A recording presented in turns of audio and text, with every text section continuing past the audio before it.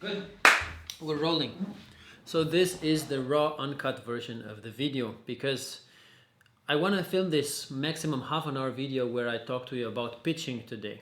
And I will assume that you already have some information about what a pitch is, so I will not go on the basics, but give you some strategies about how to make your pitching better, how to improve the general quality of when you're out talking about your business idea.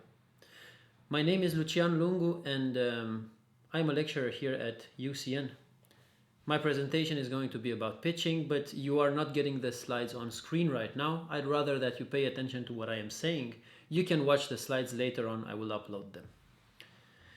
The way I thought about telling you about pitching is I separated it into three situations, if you want to call them that way.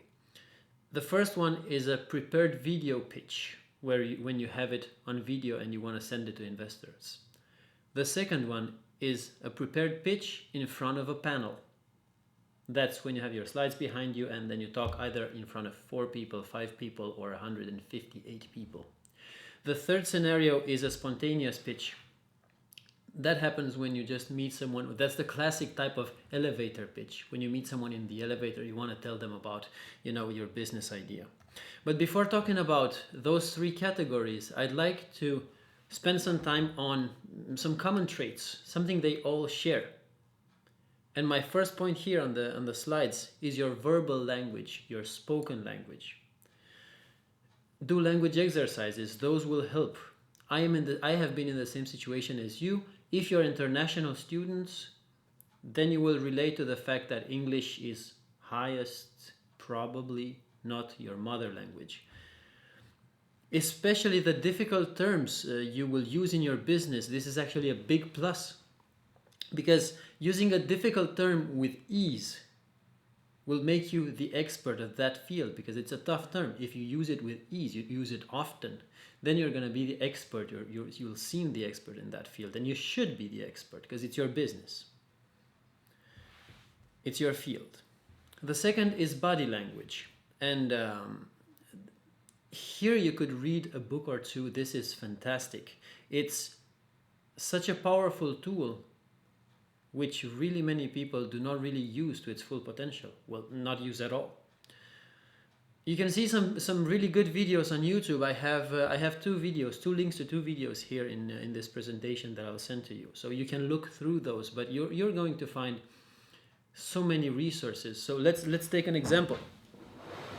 If you're doing a presentation and your position is like this, think about it.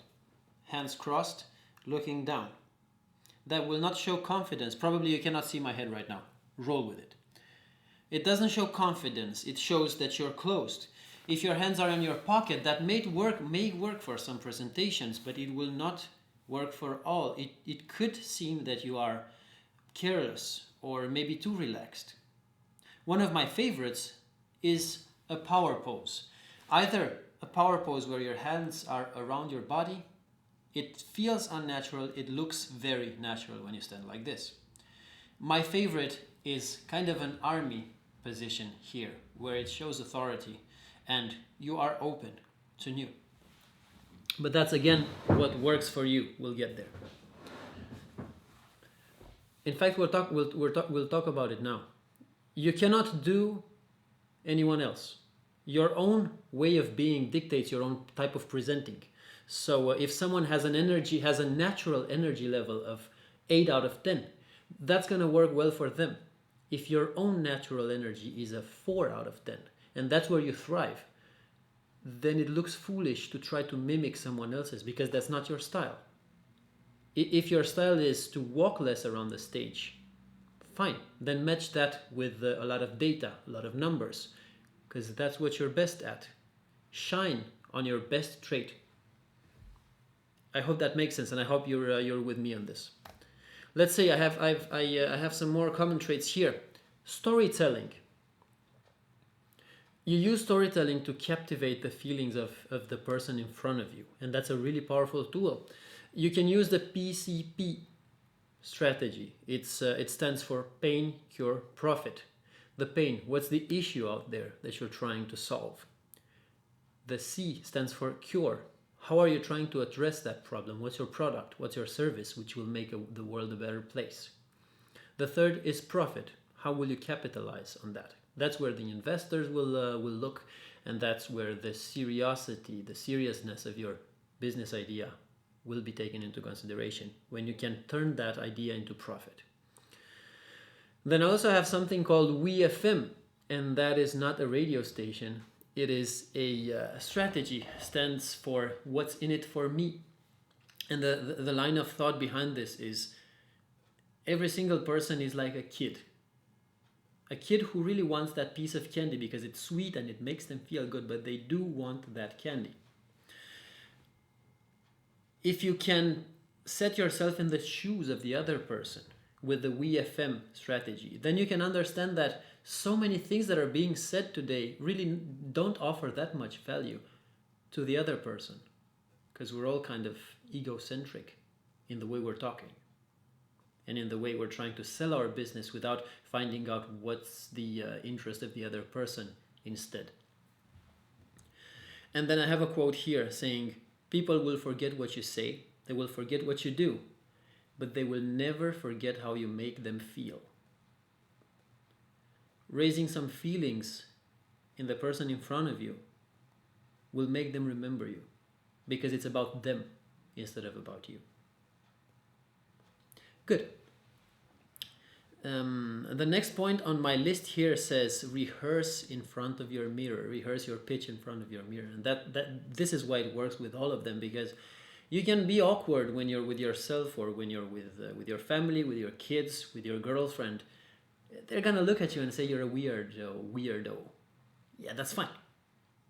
But is it your dream business? Is it what you dream of doing in the future? If you don't like it yourself, then how can you sell it to someone else? That business idea of yours. Good. Let's start in with the first one and talk about the prepared video pitch. I think the part with rehearsing your English, rehearsing the language you're going to be performing your pitch in, is very important with videos. Speak clearly and concisely is written here, because this is the time where you really have the opportunity to cut those pieces where you were talking rubbish, when you were talking, with a bad English, and replace them with something new. Taken into account that you're not waiting for the last second to turn in your pitch. So let's assume you have the time to prepare it.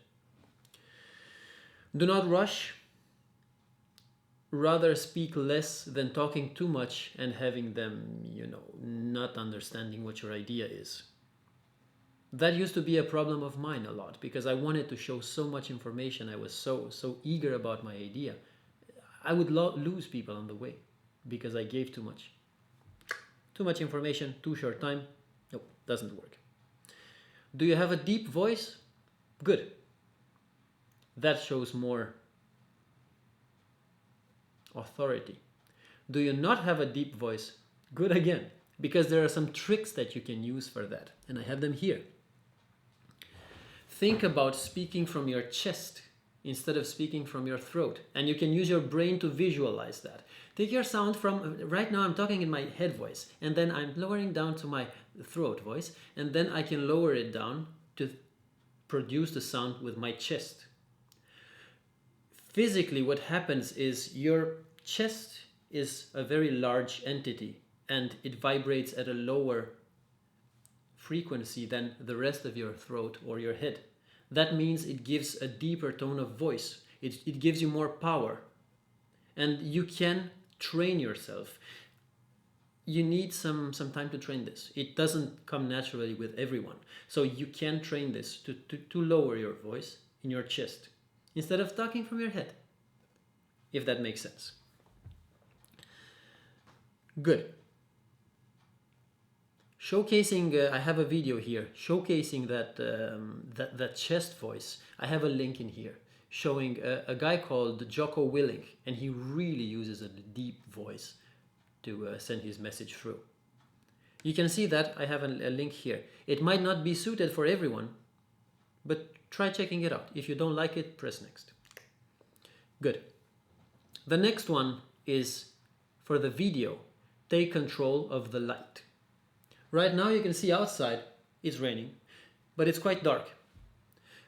That's why I have a few lights with me. This is overkill, so I'm going to show you the example. I have all of this with me because I'm going to show you examples. So I have a light right there, another one there, then I have my little beautiful light here, and then an accent light there. Turning it off now and turning off the main light now. You can see the difference this makes. Probably the camera will auto adjust for that, but the difference light makes is huge. What you can do is you don't need to invest money in it. Use natural light. So you can film with your phone. The phone is good enough. Just get as much light as you possibly can. Most advantageous situation is if you get an overcast day, but a lit day. An overcast day because there are clouds which create a softer light. And that softer light does not create shadows and makes you look more natural. Good. We have this. The next point is sound. You can see that I have a microphone here to captivate my sound. You don't need fancy gear. What you can use is you're trying to bring the microphone as close to you to remove as much of the outside noise as you can. So these headphones, they have a microphone in them which you can hold here, and then this goes to your phone. This is a perfect example of how a lavalier mic works. So it's exactly the same thing. The lavalier mics have better quality, but this is super close to it, and a very cheap way to reproduce that. Record that into an app on your phone, then you're good to go. Then you merge the two together. You can also use the more professional way of, this is a dead cat, and that's the name of it. It removes the sound the wind does. So you don't need this inside. You just use the microphone. Good. What do I have here? Viewers will omit a lower quality video, but they will never forgive a bad quality audio. So light is important, but the sound is more important. Good. Another trick is if you have a shotgun mic, or if you have one of these mics, either place it or point it towards your chest. We point this towards the chest because it also focuses on the lower frequencies instead of the higher frequencies that come from the mouth. That's one. And then the second one is you avoid plosives when you point it towards the chest. Plosives are all of those sounds which you don't want on a microphone, like P, S, T. You don't want those. So pointing towards the chest helps. Good. Next point here on the video part is make it interesting. Please don't film a video in front of a white wall. Do something else, anything else than filming in front of a white wall. You'll, for the first, you're gonna have some shadows in the back, and then it's gonna be super boring to look at. If the more complicated or related to your video your background is, you can get away with some things because it looks better. You can get away with from having perfect light because the background is more special.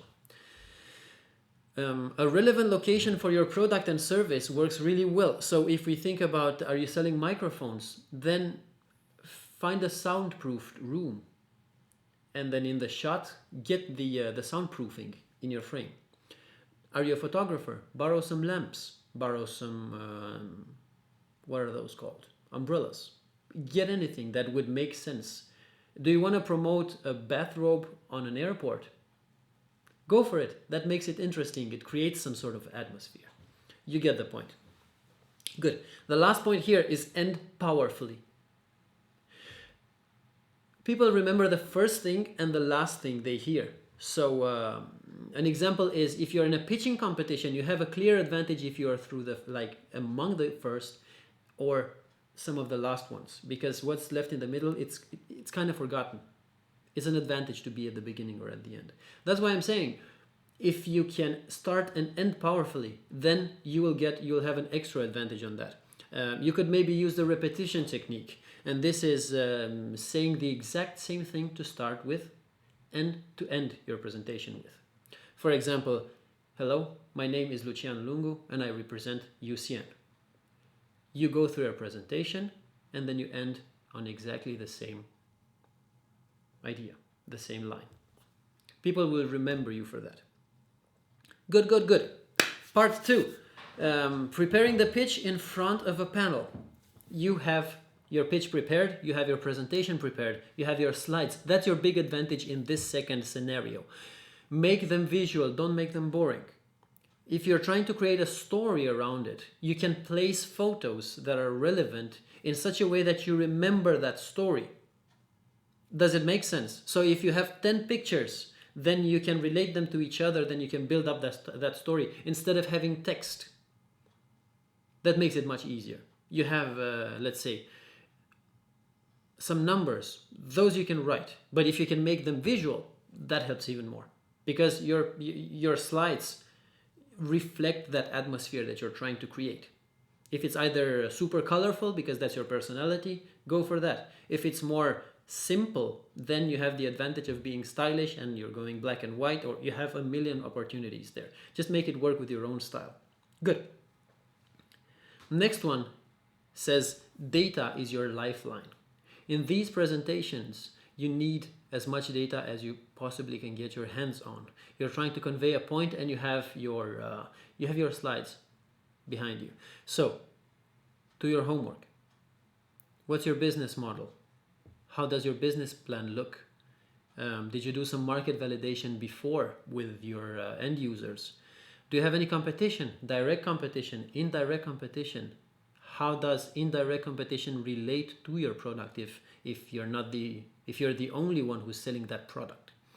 What's your unique selling point? What's your competitive advantage? What will stop a company from, another country copying your product 98.6% and then changing something little on it? Do you have any intellectual property? What's that? Do you have any patents pending on your product if you have some proprietary technology? If you get control of that, you gain authority in the eyes of your audience. Good. Next one here, maybe sound a bit rough, but you know what? It might help if you get some roughness. Get a grip of business terms when you're talking about, your business. Language, business terms help a lot. Specialty terms will place you higher in the listener's authority hierarchy. This is tough. This results, so you being higher up in the hierarchy of their respect list will make them more willing to buy from you or hear some more information from you, because you have something that they can learn from. So you have some information, you have some knowledge. They don't have it, then they're going to come to you because you're establishing yourself as the authority, as the expert in that field. And you should be, because it's your business. I'm not saying know it all, but be up there. Be up there. Good. Do you have a physical product? Bring it. I hope I don't talk too loud because this microphone is sensitive. Bring your physical product. Is it too big? Make a YouTube video. Have it on your YouTube video. Remember Murphy's Law. Always have a plan B, because very, very often, the product will fail somehow. So if you cannot showcase it, you have two opportunities here. You can either bring your product and then it will fail miserably, and then you're going to be super disappointed. The public is also going to be kind of disappointed, although they'll understand. Or your product can fail, and then you can show extra preparation by showing that video that you have as plan B. You're cool. You have it planned. That's awesome. Good. Now we're going to the third part, which is a spontaneous pitch. I just need to check the timer on my camera. That's perfect. I have 10 minutes left, so that's good. Third scenario is called the spontaneous pitch. And I like to regard this as a different type of animal, because the people are not primed when you're talking to them about your business idea. They are not ready to hear. In the first two scenarios, they're there, they're sitting down. They see the video in their own time, or they are at a conference where you have to talk. They are primed to hear your pitch. For this, maybe they just delivered their daughter to school. Maybe they have problem in their relationship. Maybe they have their wedding in 1 month. You don't know where they are, so catch them where they are. Maybe start with a different topic that they can relate to. This is the first point that's written here. Use something the listener already can relate to. So that can be, what's the biggest thing that fills your time right now when you meet someone? That would be an example when they're completely unprepared. If you're already in the business mood, then that's cool. Then you can fire your pitch away. And then something they can already relate to in business-wise, in business terms. So let's say you were introducing your business by saying, I'm developing the eBay of children's clothes. So in their mind, they're going to be like, what does eBay do? They sell stuff. eBay of children's clothes. Okay, so he sells children's clothes. Cool, that's fine, online. Awesome. Another example. Do you know Game of Thrones? I build replica weapons out of foam and paint them. So instead of you going on and saying, I build cosplay items for artists or for game developers or for game enthusiasts. Maybe not everyone knows what cosplay is, but they will know probably what Game of Thrones is. They know what a weapon is. They know what a replica is. You tell them it's out of foam and then you paint it. It's a super easy way. Boom, you got it described to them. So they can relate to stuff. Example. Have you ever had too many tasks and couldn't set order in them? I am building a Trello for that. So they can relate to the fact that probably they have too much on their hands. And then Trello, maybe they've heard of it, but they can organize their tasks in a good way. Okay, cool. That's your business idea. It makes sense. Now they're primed. Now you can fire your special features away. Does it make sense? Good. The third point here is be confident, but don't be cocky. And there's a difference. There's a difference because confidence comes from possessing knowledge and having spent time with that topic. Having knowledge and having spent time with that topic. Whereas being cocky means you're not able to listen to feedback because you think you know it all. And you don't. I don't. No one does. Being cocky puts off the listener. It creates a barrier in their way of giving feedback. So you can't really grow your business, and probably they're not going to buy from you if they think you're a douchebag in that way, in everyday terms. The next point is check in with your listener and try to validate if they're still listening or are you delivering a monologue and they're already 5 kilometers away mentally. It's just like being in a meeting where someone has been talking, the other guy has been talking, then Helena has been talking. You've been there for half an hour, haven't said one thing, and then they ask you what's your opinion about something. You have no clue. You don't know what you say because you've been inactive for a long time. That's why you want to, reel them in constantly.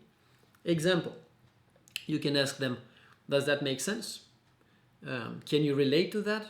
What would it mean to you if this happens? If you could find a product that would satisfy your needs in that way or that much faster and so on. You can get a sip too. But this is a video, you can pause it and watch in your own time. Good, next point. Keep it short, maybe even change the topic. Although this seems counterintuitive, people have the attention of a fly banging against that window when it's super light outside. What happens? Oh, I forgot. Oh, I forgot. Oh, I forgot. They want to change stuff up. So if you feel that you're losing them, you can either check in with them, connect with them again, or you can even change the topic. Because if they're interested in your idea, they'll ask some more. Instead of you seeming to be that, annoying salesman who just tries to sell. You lost them there. The last point here, I think it's the last one. It doesn't matter if it's not the last one. Enthusiasm rubs off. If you're enthusiastic about something, then it rubs off to the other. But use this with caution. This is a double-edged blade. I will repeat this. Use it with caution. It is a double-edged blade. This was one of my biggest problems before, because I'm so enthusiastic about my passions, about what I do, that people either get turned off by it because I'm too much, or they simply don't have an interest in it, and they sit there thinking about, I have to listen to this guy being so happy about stuff. It makes you seem a bit childish even when you're being so enthusiastic. It has to come somewhat naturally, and that happens automatically when you do something that you love. Introverts can talk for hours if you find their point of, what they love talking about. My last point here, this is the last one, is please avoid taking it personally. I used to think that, the entire room must love my pitch, even if there were 50 people in the room. Otherwise, it would have been a failed pitch, and that is not true. If you have 5 people, 10 people who love your idea, then that's enough. You can get to the next event where you present in front of, 30 people, then 5 will love it. The truth is, not everyone shares your passion, your exact passion for creating a fitness platform or some sound insulating, side panels for your office or lights for videos. Not everyone will share a passion for those. Not everyone will share a passion for business. People's energy levels, they're different. You're not going to get positive answers from everyone, and that's okay. But you need to be aware of that. Good. I will end up on a good note with 4 key points that I'd like to share with you. The first one is rehearse. And you've heard it a million times, but rehearsing in front of your team, in front of your mirror, in front of your girlfriend, in front of your boss, you can just say, hey, I want to rehearse this. So what do you think? Does this sound cool? Will make you feel more natural about it. Next one is believe in your own ability to deliver. And that comes with gaining knowledge about it. And then you'll build confidence. That comes with practice. You'll build confidence. Do your homework. Hangs together with the second one. If you learn, if you train your mental abilities for gathering information about those skills, it's going to be easier for you to perform. Last point, stay open to critique. Your business is your baby. Many entrepreneurs hate killing their babies. But the truth is, markets are changing constantly. So you need to follow with them. Thank you everyone for watching. I hope you enjoyed this. You'll find the slides online, and I will see you on the next one. Bye.